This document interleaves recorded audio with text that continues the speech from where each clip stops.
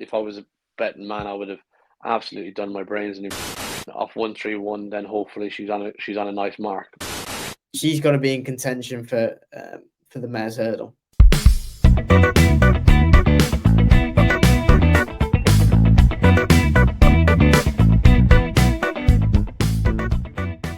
Hello and welcome back to the Only Fools Love Horses YouTube channel. And this weekend is the Cheltenham November meeting. 3 days of action on the Friday, Saturday and Sunday. Big handicaps and graded races to get stuck into. Of course, we're going to be previewing the main action, giving our fancies and some fancies in the racing away from the main attractions, as well as an interview with Fergal O'Brien, who has Dysart Enos in the Greatwood Hurdle. The big plan for her is early season target. Of course, the three of us are here to dissect the action on the weekend. Lee, should be a good weekend's action. I really like the November meeting. It's a cracking meeting. Do you fancy it as well?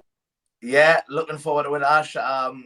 I've been trying every which way to try and get down to the meeting. Just the flights and the trains are just a nightmare from Newcastle, so I might have to dodge this one. But I'll be there next month anyway for the December meeting, and I've already booked up for the festival, but sadly, I'm going to have to miss it. I might have to just go to Newcastle on Friday and they've got a jumps card and substitute. It's much easier for you. And since we last recorded, you made it into the final for Tipstar Racing TV's competition. So congratulations for that. We wish you the very best of luck with Tipstar final. Harry, always on brand as yourself. Cheltenham November meeting this weekend. Look, it's a good 3 days of action and some really nice horses coming out this weekend. Yeah, it is. We were actually just talking off camera, weren't we, Ash, about the next few weeks. You've obviously got the November meeting at Cheltenham. You've obviously got the Betfair Chase next week with the Morgiana, and then you've got Lee's favourite meeting, bar the Northumberland Plate, up at the Fighting Fifth. So it's a massive few weeks of racing. This is really when it kickstarts. I believe. Obviously, we've had quite a few nice introductions. Obviously, the Badger Beer was pretty good at the weekend. So I can't wait. I mean, the 3 days, they're proper days racing. Proper days. I'm really looking forward to it. Hopefully, should be finding some winners as well. We're going to get stuck into it, gentlemen. As we said, we've got the Fergal O'Brien interview. We're going to slot that in somewhere in the video. So do stick along for that. He'll hopefully give us something to look out for this weekend and also through the week, and potentially some horse to follow as well. But we'll dive into the main action, starting with the Friday, the Grade 2 Shloer chase. We could potentially keep this quite short because John Bon, the return of John Bon this season, having down Fabiolo at Sandown on his final start. He's 9-4 on. Edwardstone 7-2. Boots Hill 8-1. Massachusetts 10s. Matata 12s. It's a big field. So you got Calico in there as well. Liberty Hunter and Unexpected Party, though he might not run because he ran the other day. I'm going to go Harry. You've always been a fan of John Bon. You've always sort of voiced your fandom for him. I think you went away from him at some stage as well, and then you sort of circled back to him eventually. He just wins this weekend, do you think? Yeah, look, he should do. He obviously he's already beaten the likes of Edwardstone. He obviously won this race last year, albeit it's going to be on different ground. And I think Nicky Anderson has already voiced that. Might be a slight concern, but look, I mean, he should be taking care of these. The only thing that I'd say that now they're sort of learning, this horse could go 3 miles. He could also be the champion chase winner. It's not been, but I just think they need to kind of just go hell for leather and just use him, because that's what he did in the when he beat Al Fabiolo, obviously in the back end of last year. That's what they need to do this year. They need to be really aggressive with him, get him jumping, because that's one of his biggest assets. And not be susceptible to a closer, because I think that could be the undoing of him. But fingers crossed he wins and puts a good stamp on this division. Definitely, yeah. Lee, similar opinion. John Bon just goes and obliges. Yes, he's the best in here for sure. I don't know if he performs quite as well at Cheltenham than he would at the back end in round Sandown, and he's already got the beating of Edwardstone and the Tingle Creek. The rest of these have got a lot to find on ratings, and it's his for the taking. He won this race and bolted up, but it was a bad race last season. He went and bounced on a fence there in the rearranged Clarence House in January on Trials Day. He missed the festival, but then went to the Aintree meeting, won the Melon Chase. It was actually a strong enough Melon Chase, and then obviously beat El Fabiolo at Sandown. He's the best in here. Keep it simple. He's a short price, but should win.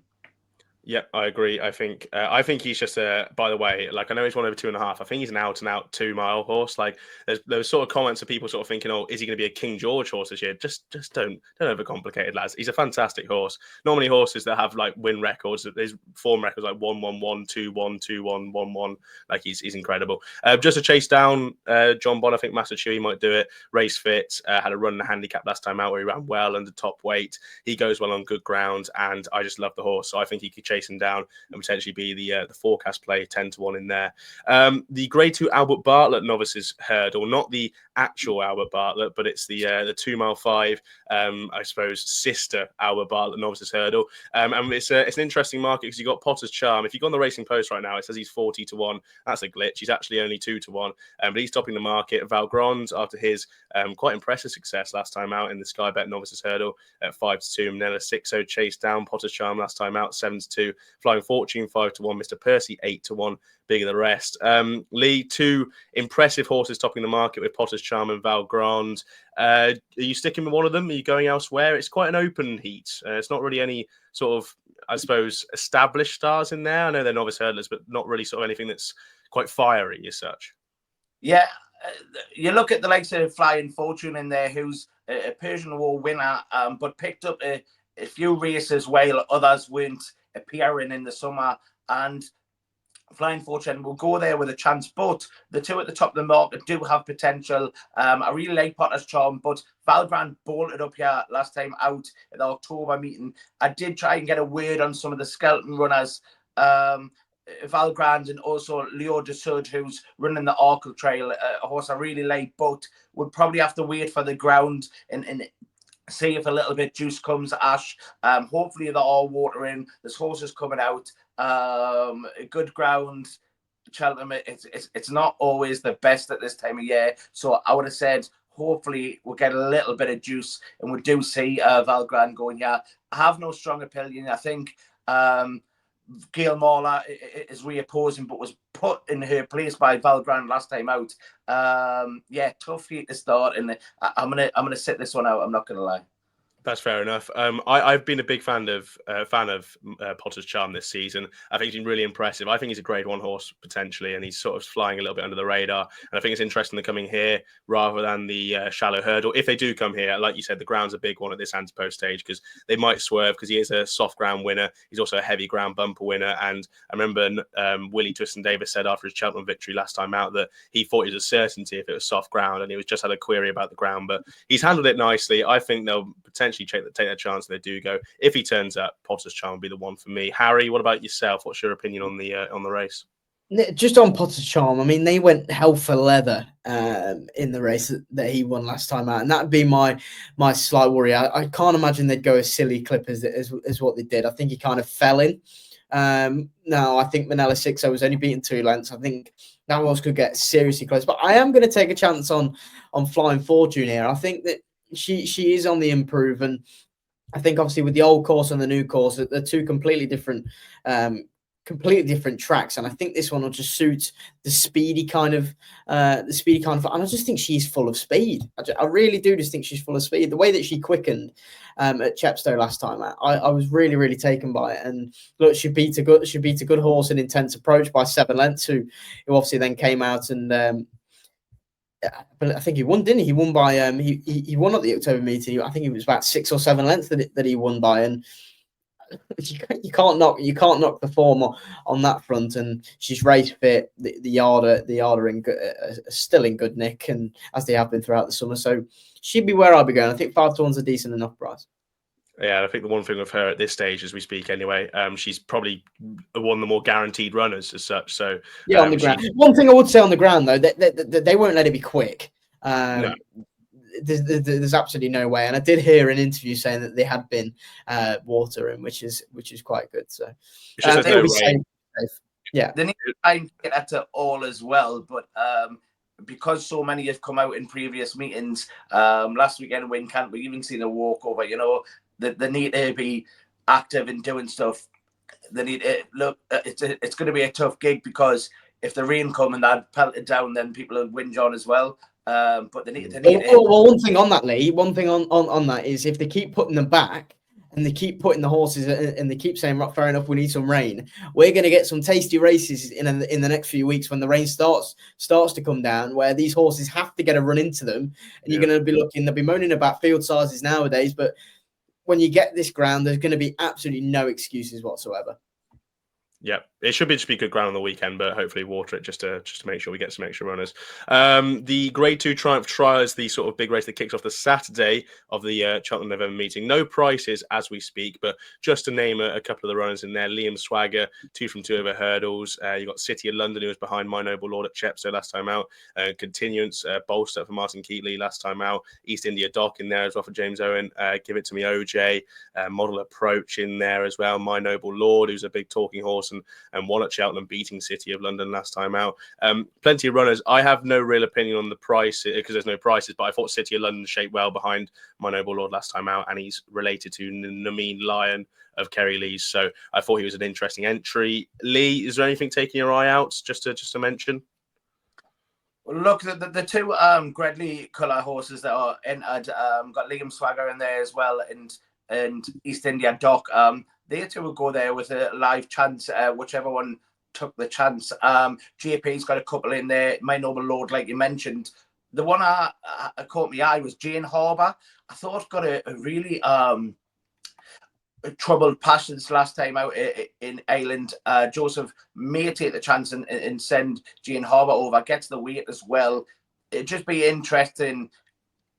I'm not trying to claim a Boodles winner already, by the way, but might run in these type of races and just keep getting beaten, keep going under the radar and get a nice mark. I don't know, but if she takes a chance, it'd be an interesting watch and see where she finishes, or I may play at the prices. I don't know, but just then want to know Jane Harbour.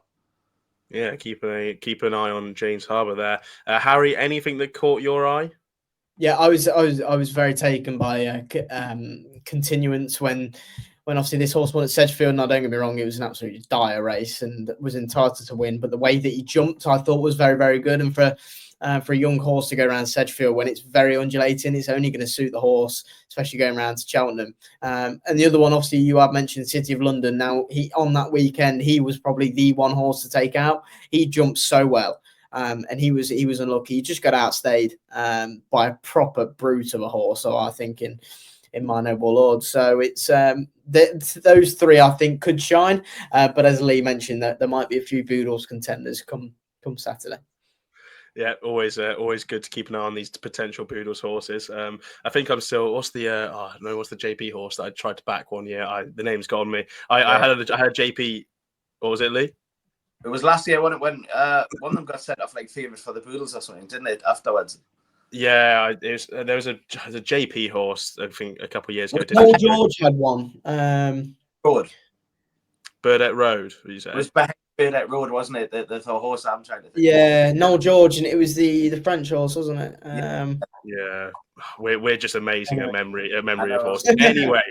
Anyway, I'll search it up in the background while we talk about the next race, and it's the Arkle Trial. And this one's probably going to be a big, bit more talking race because there are some really nice horses in this race, and I definitely have a bit of a strong opinion on one at a bit of a price anyway. But topping the Lord Load of Surds made a bit of a mistake last time at Stratford, but apart from that, he was pretty foot perfect. And 7-4, Iberico Lord, last year's Greatwood Hurdle winner and Betfair Hurdle winner, 4-1. Jordan's potential Irish runner in there at 4-1. Lookaway 8-1. Path de Rue 10s, Primoz 10s, the same price as San Salvador, Fast on Mode 14s, Western Zephyr 14s as well, bigger the rest. Harry, going to come to you. Is there anything you fancy in the Arkle Trial? I definitely have a strong opinion on one in here, but I'm going to wait until I'm going to give you first bat. We've seen a couple of these horses that are going out first time over fences that are making really big mistakes. Khalif de Burley obviously tipped up. Thank God he's all right at Carlisle. But bar then, he jumped perfectly. Load of Sud was another one where he went round Stratford and he was foot perfect apart from jumping on one. And when I say jumping on one, he literally jumped on one. But bar then, I think the only worry would be with these horses that made such a bad mistake. Now, they could just think about that going forward into the next race. Now, would you be taking 7-4 about a horse going around Cheltenham at such a tricky track? I wouldn't personally. I thought Lookaway was very established for But I do think, but I think if you're taking one at a price, I think Primoz is certainly the one to that could be on the improve. I mean, he had an RPR of 137. He beat Pay the Piper, but I thought he jumped like a buck. And if any horse is going to improve for a fence, I thought he would. So Primoz at this early stage, but I wouldn't be diving in, especially a load of sort at 74. I think is an awful price. I found the horse. It's Batman Girac that I'm almost certain I napped him for the festival last year. Yeah. Who was the Noel George horse in that? I'm gonna have to search it up again. I'll Lee. find it. Melantino, that was it. Melantino or something. Yeah, that's it. You're bang on. Anyway, Arkle Trial, more looking towards the future rather than previous Poodles losers. Arkle Trial, is there anything you fancy? Yeah, well, look, Path Larue ran in Carlisle at the weekend, won go. Primoz, strong debut over fences at Weatherby. I thought that was a good run. Made kind of one or two mistakes as well, but won it decisively at the line. I think San Salvador was disappointing last time out. Look Away was in a match race, but I think that was a good match race, to be honest.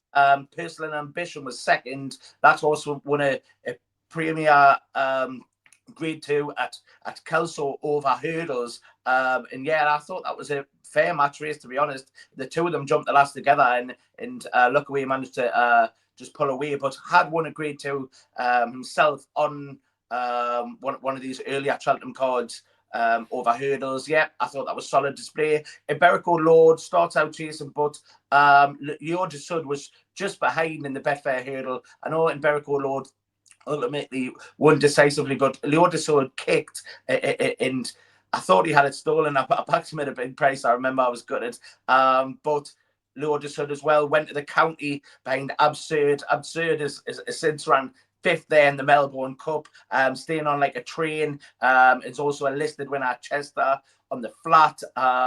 Yeah, look, there's plenty in there behind there in the county. That is a solid race, and he started out life chasing, like Harry says, bounced on the 4th fence, I think it was, but blemish free.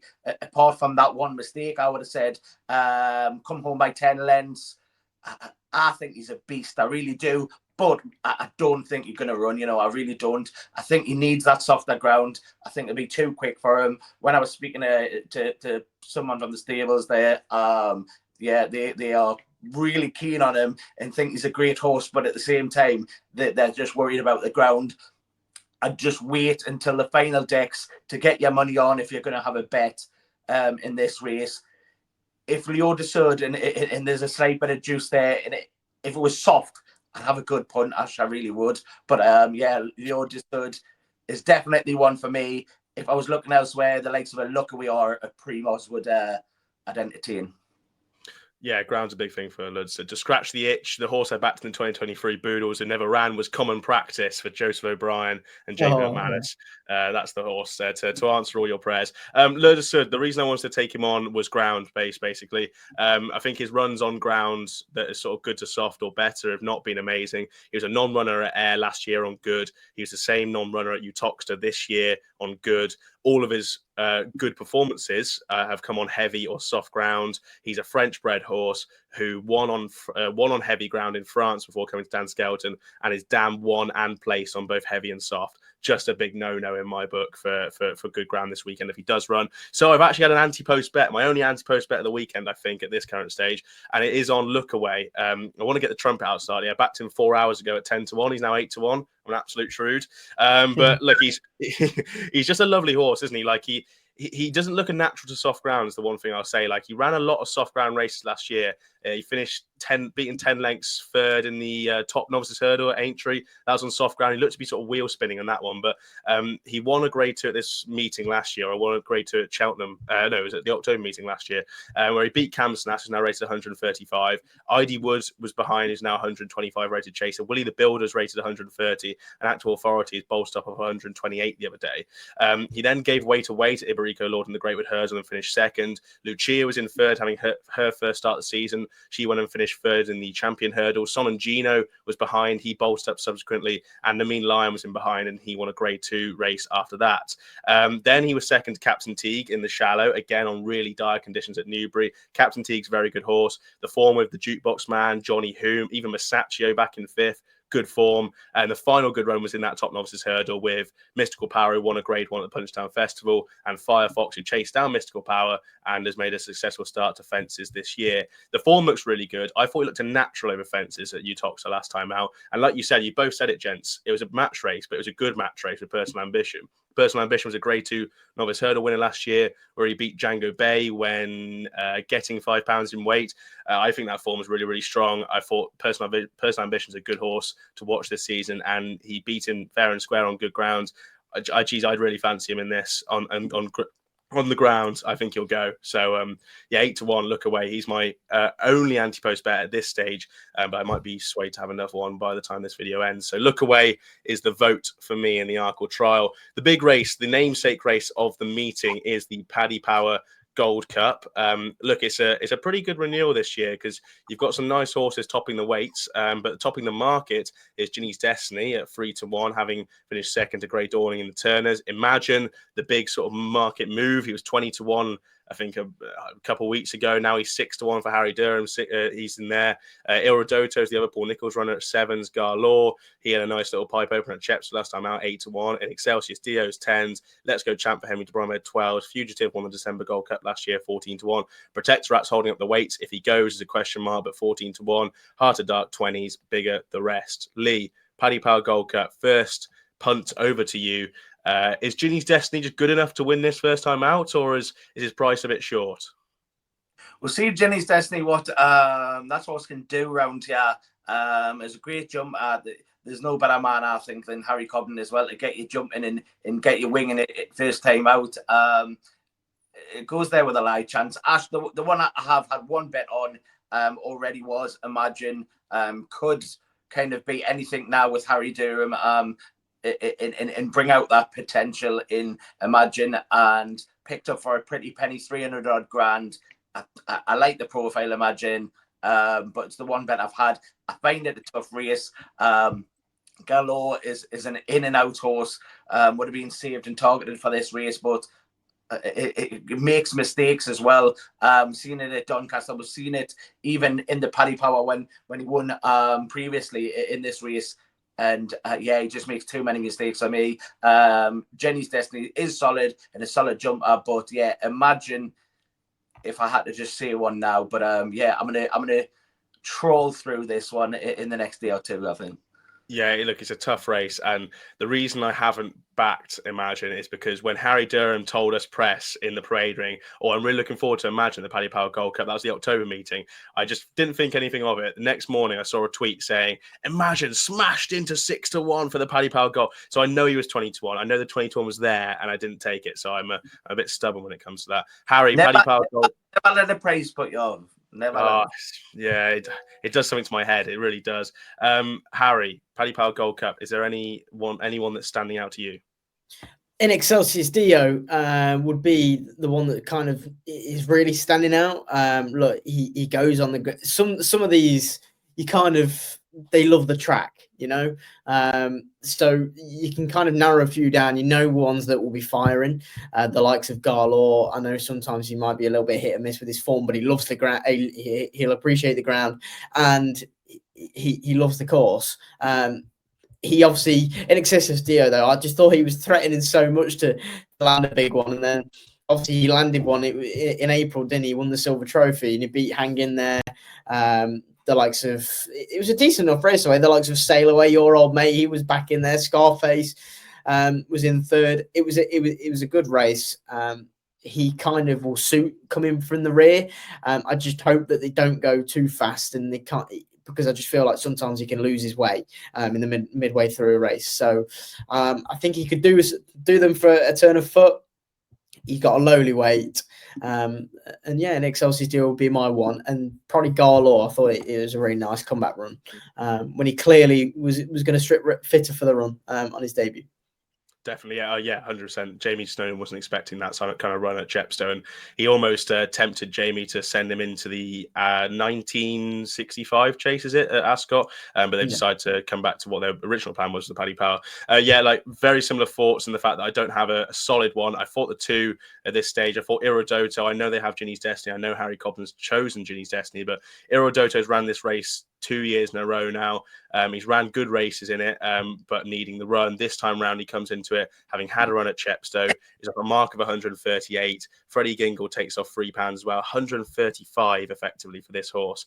Like if he was with any other trainer, I'd really fancy him. But because that Paul Nicholls has a better fancied run at the top of the market, I'm sort of like, what do they know that I don't know? So I'd maybe take a chance at Iridoto at sevens, and Let's Go Champ. Just the fact that Henry de Bromhead has a really good record when sending them to these early Cheltenham meetings. He goes well on the ground, you know that for a fact, and I still think he's well treated of 141 based on his Punchestown Festival success. So there'll be my two, Iridoto at sevens and Let's Go Champ at 12s. Before we plow on to the Greatwood Hurdle, we have our interview with Fergal O'Brien, so we're going to slot that in now. Pleasure to be joined by Fergal O'Brien ahead of the Cheltenham November meeting. Fergal, I suppose first of all, we're recording on a day you've just had a treble, so how is the yard going? How's the yard going ahead of the Cheltenham November meeting? The yard's going very well. We're very, very pleased with the way things are going. It's been a bit of a slower start for us this time. I think this time last year we probably had close to 50 winners, but look, we're catching up. It was 31 winners today, so it's still not too bad. We're still fifth in the trainers, fourth in the trainers championship, so we're hanging in there. Look, there's a lot of big guns to come out from other yards. We got a few of our own, so yeah, look, it's going as well as we could hope. It could always be better, but it could always be a bit worse as well. So we're happy with what we've got. I suppose that could be saying the said for life in general, really. Yeah. With the yard sort of like going forward into this year, I suppose you've been on a massive upward curve over the last couple of seasons. It's been brilliant to see. What would sort of be maybe your hopes or sort of like targets for this season? Because it can be sometimes yards can have transitional years and stuff. So what would be the hopes for this season in general? I suppose the hope would be to get as close as we can to the 100 winners again, because we've done that the last 4 years. So that's always the aim when we set out, and then over $1 million in prize money. So that's that's always got to be sort of your goal, even though I don't like to set goals really. But this year should be this year is a bit of a transitional year. We've got a lot of young horses, a lot of new horses, and obviously the major change of sort of Johnny Burt joining us as a stable jockey. That takes a little bit of getting used to as well. So but the way we all work and just trying to get everyone to work and pull in the right direction. So yeah, so fingers crossed it's going the right way. So it hasn't been seamless, but it's definitely getting there. Yeah. Good to hear. And I suppose the big one is the Cheltenham November meeting this weekend. But before I carry on with it, I'm going to hand over to Lee to talk about some of your runners on the weekend. Yeah, Fergal, I was just going to ask, just to touch on that actually. The season's been kind of dry so far. Has that affected you, and would it affect getting runners out sooner? We're seeing plenty of non-runners. We even seen a walkover last weekend, and just from the untrained eye, what's it like with your facilities? Would that affect you or not? Training wise, it doesn't affect us at all. But it's just been a bit of a mad time. Like a month ago, we had our gallop washed away. We had that much rain, and it's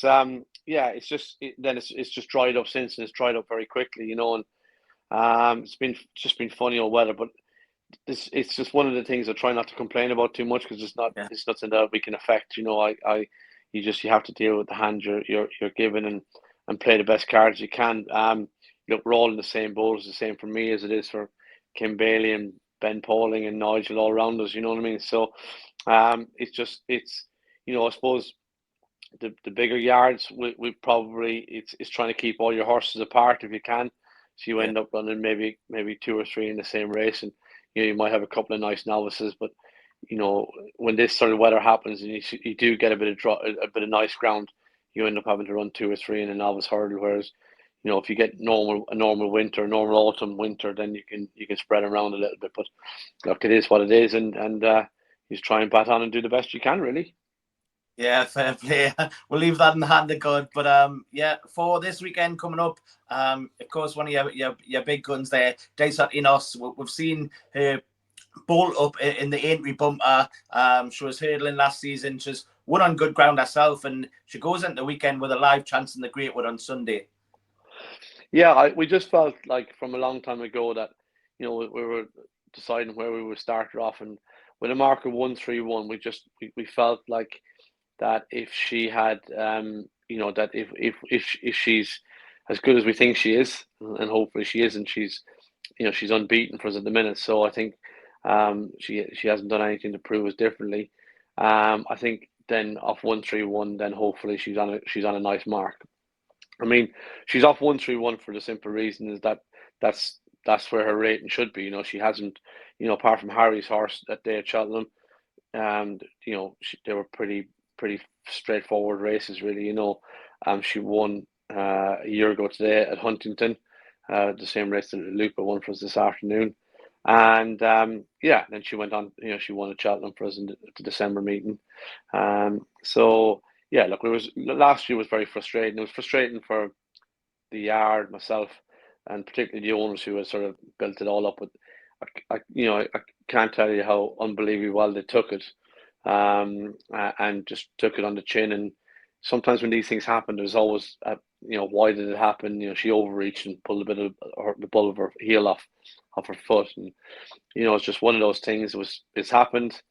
Let's deal with it and move on, and that's where they've been fantastic. So very lucky with the owners, and I think for their patience and the way they dealt with everything, the disappointment of last year, and I think they deserve a big pot on Sunday. Yeah. Do you look at the likes of Golden Ace who won and beat them Grade 1 winners at Cheltenham and think, look, our girls destroyed Golden Ace, to be fair?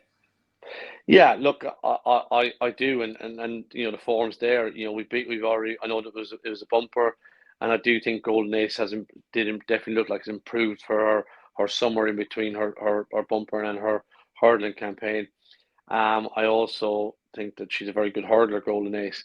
Yeah. So the 9 lengths that was between them at Aintree, I wouldn't expect that to be between them over hurdles, but you know, I think, you know, she would have had to go something to beat Dysart on her day at Cheltenham, you know. So yeah, it was disappointing, but like I said, it's a bit like the weather. We can't change that. We look forward and we move on, and hopefully she'll get her day in the sun on Sunday.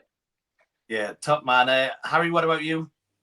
Yeah, for Ferg, obviously, one of our, well, we spoke about it just, but one of our sections and segments of having these and having these trainers that come on, and thank you for coming on, is giving us a horse to follow, maybe not for the weekend, but during the week. I mean, there's a few people that like a midweek punt, ourselves included. Is there one horse you've got maybe in the next few days that can land the spoils for? Obviously, you've had a treble today, so the yard are in terrific form. Is there one that's going under the radar that everyone should really be getting a few quid on? Is there one going under the radar? I'm going to be very boring and saying I can't. There's not one that's springing out of the top of my mind at the minute. You know, had I spoke to you this time last week, I would have, and it's easy saying now, but I would have said no, Fizz, who I was delighted with today. I actually thought she would have won first time out, but I suppose the one to keep an eye on would be if we get some decent ground. Would be the horse that was meant to run today. That was Oak Grove, who you know, if he gets some good to soft ground, he you know, he was a good price today, 7-1. If that had been good to soft, I think he would have taken a bit of beating today. Perfect. There you go. Oak Grove into the tracker. Now, just to wrap it up for me, looking forward to the season in general. I just had a couple of horses that were sort of on my short list. Kaylan was a horse I thought was really impressive in a Warwick bumper. Springtime Promise, I know you think plenty of, and Trippy Fly, you know, he's a bumper winner last year. If there's maybe sort of one or two horses to keep an eye on going forward this season, as horses you think, you know, by the time we speak again, maybe next season or in April or in March, you're going for some nice races with them. Is there a couple of horses you've got in mind that sort of we should be really keeping a nice close eye on going forward? Yeah, I think the likes of you mentioned Kaylan there. I think he's a lovely horse, and we won't see him now again till Newbury. I think in a listed bumper in February, and then hopefully he'll go on into Aintree in April. That's the plan for him. Beautiful horse, a 4-year-old. He's a monster. So absolutely love him, and you know, he was very well bought. I've got another one for the Megsons called Blue Betty. He's another bumper horse. Again, wants some soft ground, but you know, I think she was a bit sassy and a bit of attitude when she came to us, and she came with a bit of reputation, and very lucky. You can only do this job when you've got good staff, and through I suppose a bit of gentle handling and the facilities with the hill and stuff. She just really slipped into our regime a little bit, like I suppose a no fizz today. I know there'll be different ends of the scale, but the horse that just enjoys that regime, and she's become a really lovely horse to deal with, and so she hasn't run yet, but we're looking forward to her starting off in Mare's Bumpers. 6 Mile Bridge, we were all disappointed. I was disappointed. The owners were disappointed. Keelan was disappointed with him at Stratford, but he'd have learned an awful lot that day. Sometimes you're trying to get these positives out of a day, and the sort of cliches roll out. It was a learning curve and all the rest of it. And the track didn't suit him. He was never really got balance. He's a big horse. I genuinely, if I was a betting man, I would have absolutely done my brains in him, because I thought it was the case he was going to turn up and just pick up the prize and come home again. But he finished second. There was no disgrace. I think the winner was No Mug. He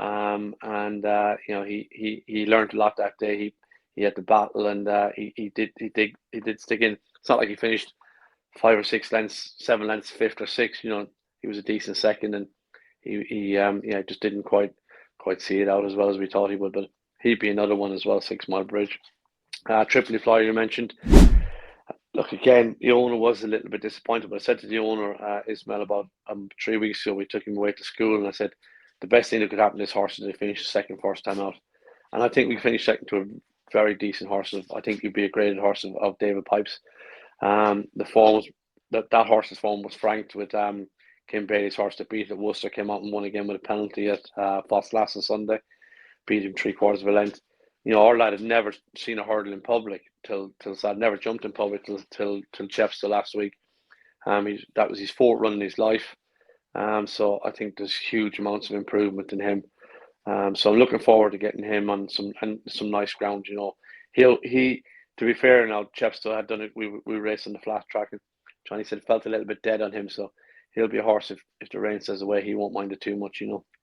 That was a weird old race, Fergal, wasn't it? They went really hard early, didn't they? There was 3 of them that kind of pulled away, and obviously your lad and Duran Khan, I think his name was, a Duranson. I think that those 2 obviously pulled well away from the 3rd, so they did pretty well to stay galloping so long. Yeah, they did, and unusually, like that was 2 divisions at Novice, and it was 6 seconds faster than the first division, which is unusual when they go so hard early on. Normally, if you go fast early on, you end up very slow, last furlong and a half, 2 furlongs.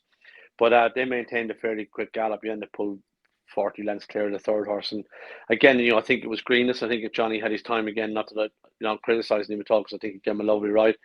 But I think he tried to get upsized the winner at the last, and probably, like in his own words, he said in hindsight, if he'd have waited and let him pop the last, he thinks he wouldn't have been. He got sort of a bit balked a little bit. I think he would have popped the last and would have got that run up the inside, because the pipe horse jumped a bit left. So look, I was delighted with him, and in hindsight, the owner was very happy with him as well, and Johnny was. So he's one that we're obviously very excited about. Horace was part of it, beat him at Aintree. You couldn't come on one of these and not mention Horace. He's been a fantastic horse for us, but as you can see, he's 6 years of age now. He's nearly 7. He's only run 3 times in his life, and between Sally and Katie, they've done a great job with him, because he's slightly fragile, and he's schooled, and then he gets a knock, and then he schools again, and you think you're ready to run, and he gets a bit snotty, and so. But that's horses, that's what you have to do. And again, great owners. They deserved their day in the sun at Aintree, and we were really pleased with him that day. And he toughed it out really well. So yeah. And just very finally, looking through your Cheltenham entries this weekend, just like look on the Racing Post website, Castel Gandolfo, 3rd time lucky, making his return, and we first start for the yard. And 2 horses that I sort of think are very, very smart based on their debuts. Siog Giao, the pronunciation might be off there, and Strong Run, both in the mares. They're quite two. There's 2 smart mares, those 2 horses, aren't they? Yeah, and they'll be the 2 that run in the mare. We have 4 in the mares. Dream Shadow and the other mare. I forgot her name now. I've got a blank. I'm about to help you out here. Is it That'll Do Moss? That'll Do Moss. The Dream Shadow won very nicely at Uttoxeter, But Johnny came back in and said, that's as quick as she'd want the ground. And the fact that they're watering, she's 16 too, she's a very heavy top to mare. It's very difficult because, that was always the plan. She ran for us at the back end of last season, finished third at Uttoxeter. She had a break. They bought her a year and a half ago, had a bit of time off after the sales because she had a knock. Came back in for one run at the end of the season. Then the plan was always to come back, run at Uttoxeter, go to Cheltenham because we thought we'd have nice weather. And we thought she'd go, and it's normally wet this meeting. But look, at the end of the day, I have to do what's best for the horse, what I think is best for the horse, and she wouldn't be one that would be going there and water ground. She's a big old lump of a thing, and she'd be a lovely mare going forward. And then Dumas again won her bumper around Uttoxeter. Heavens opened all day that day. Very soft ground, and came from first to last and did it very well. But I think she's more one for the future really as well, and over hurdles. But the other two that you mentioned, Fergal and the other filly, they both, they're both a lot lighter in frame and stature.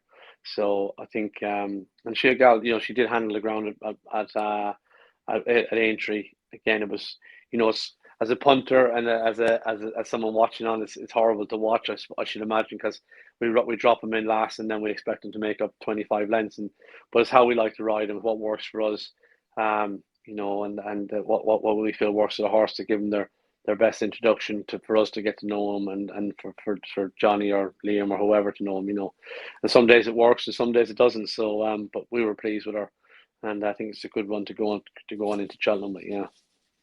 Amazing. Fergal, we really appreciate your time this evening. Thank you very much. And we wish you the best luck with all your runners this weekend, but especially Dysart Enos. I know a couple of us are quite smart on her. So best of luck, and we do wish you well. Fingers crossed. Thanks very much, Dad. Thanks for having me. Thank you very much to Fergal O'Brien for coming on. Good friend of the show. We've had him on a couple of times now, and best of luck with Dysart Enos in the Greatwood Hurdle, which the race we're going to preview here. It's the final race, the big final race of the weekend, and it's a really good field. And obviously the main attraction is Dysart Enos in there, 10-3 for her. It's been the plan for a while, according to Fergal, speaking to him. Burdett Road 5s, Go Dante 10s, the same price for Under Control. Be Aware 12-1, same price for Lump Sum. Jackovec, Cavern, 14s, Lyari, the same price, bigger the rest. Lee, the Greatwood Hurdle, what do you think of the race? Look, I'm all over Dysart Enos. I'm glad to see Fergal saying such good things about her, because I think she's of this mark, surely she's got to go close.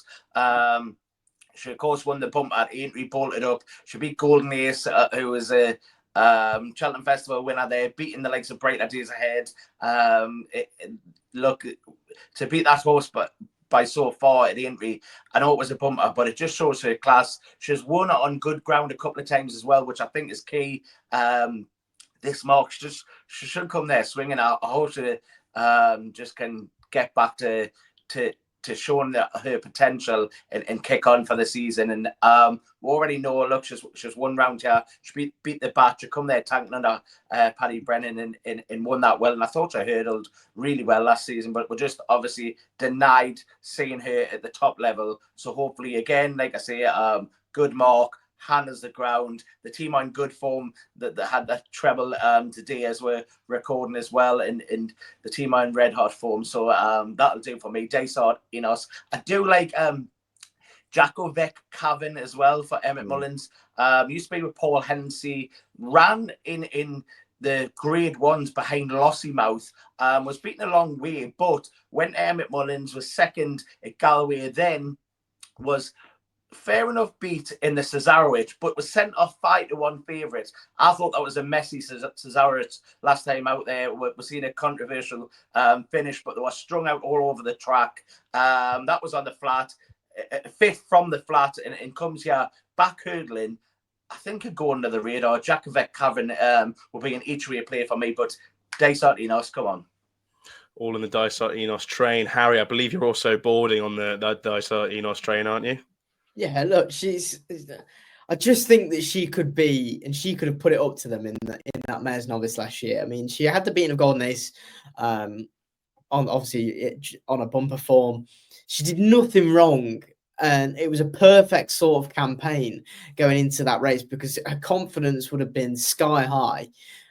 It was just unfortunate that she picked up a little niggle and she had to miss missed the back end of last year. But I thought. Well, say again. She would have dodged that penalty as well. Remember, it's changed Yeah. now. They don't have a penalty to get into the Mayor's Hurdle now, but she would have dodged that. The Mayor's Novice, she would have dodged that penalty, and it's disappointing, wasn't it? Yeah, but I think the best thing that Fergal's done is give her time. You know? Yes. There's no real point of coming back and picking up maybe a listed race here and there or whatever. Save her, give her a nice summer off, because you've got to remember she's 5 turning 6.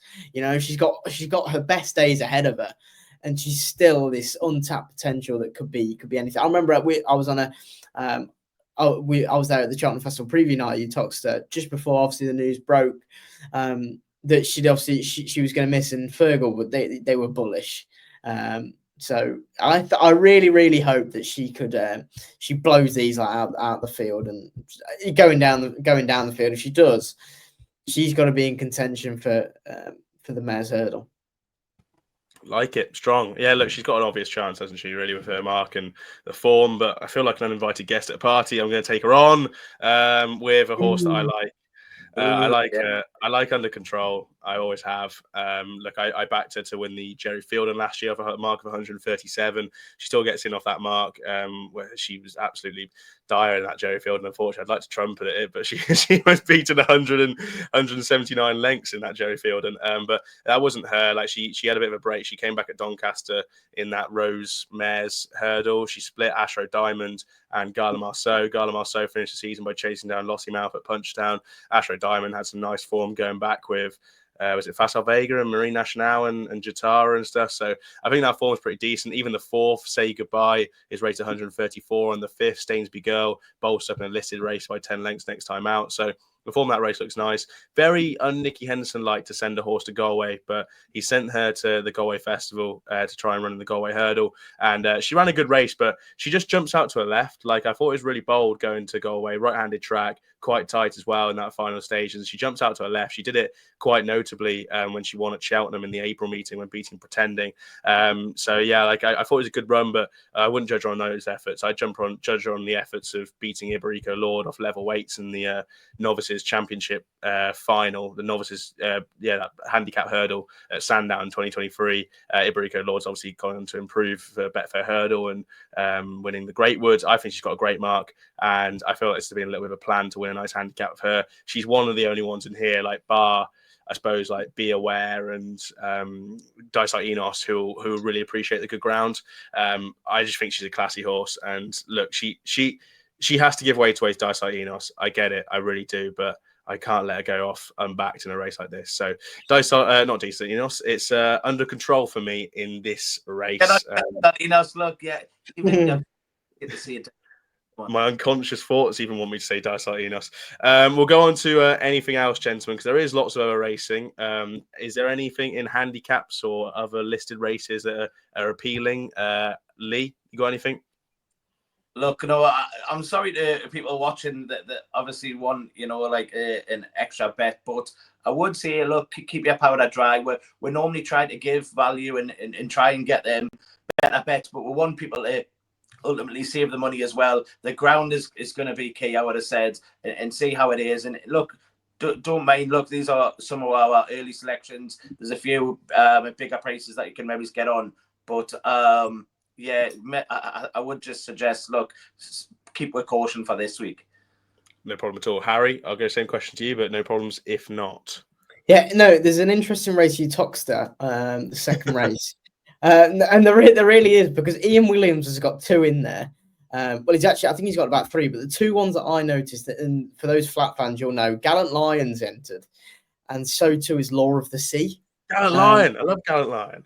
So, I mean, the Law of the Sea, obviously, they've been contested in the biggest handicaps, of the flat year, and Gallant Lion, obviously, So I just thought it was when I was looking at the entries because a few of my mates there are all going to Toxter on Saturday, I thought it's probably best off just keeping an eye on those two. I've went over the cliff with Law of the Sea so many times, but yeah. He's actually really well handicapped on the flat. You just need to put it in, but maybe a bit hurdles might spark him up. I think I heard someone say about whatever the flat mark is, you kind of have to put it up. I think it's like £30 or something. No, I might be completely wrong in saying that. Obviously, the ratings are a lot different. But there was the horse of, is it HMS President? I think of Alan King's one the other day. Yeah. I thought that was proper. I thought that was a proper smart tool. And Boodles, we're talking Boodles horses here. You're an absolute nightmare sometimes. I'm going to give one for Cheltenham on the Friday, the 145. It's the mucking brilliant Paddy Power Novices Chase. Great name. And I just think Buddy One's a bit of a standout bet here at 10-1. Like, he gets weight from Highland, who won recently. He gets £5 from Springwell Bay. And this is a horse who was chasing down to Yupu last year, who had bolstered up on Chase debut, chased down strong leader last year. Like, he's a grade 1 horse, and I think he's getting his Cheltenham experience in for the festival. He's probably not going to go to the National Hunt Chase because he's probably too high in the ratings, unless it works some absolute magic to get him down to a mark 145 from a mark of 154. But I think Buddy One is. I think he could buck around and win on the weekend. I think he's got a great chance. So 10-1 for. But just to play devil's advocate, he was well cooked last time out, no? Yeah, I don't know. Just forget about it, really. Just forget about it. And I'll back him 10-1 on the weekend. Anyway, we'll wrap it up there, gents. That's all for our Cheltenham November meeting preview. I'm sure we'll be back 10:30 a.m. on Saturday. I think Harry's a non-runner at this early stage, but Lee, we're going to be doing that and TikToks and all that jazz. Yes, we'll do the live as usual, 10:30 a.m. on the Twitter. We're going to have the TikToks as well. Go and check out that. Ash, I'm sure I can put a link and we'll put it on our Twitter page as well. And enjoy the video and hopefully Dysart can win for Fergal. Yes, make sure to go check us out on TikTok and the Saturday Live, 10:30 a.m. Saturday morning. Best of luck if you're having play on any fancies this weekend. Please do it responsibly. But it's a Cheltenham November meeting. It's an absolute cracking meeting. Enjoy it. And we'll see you very, very soon.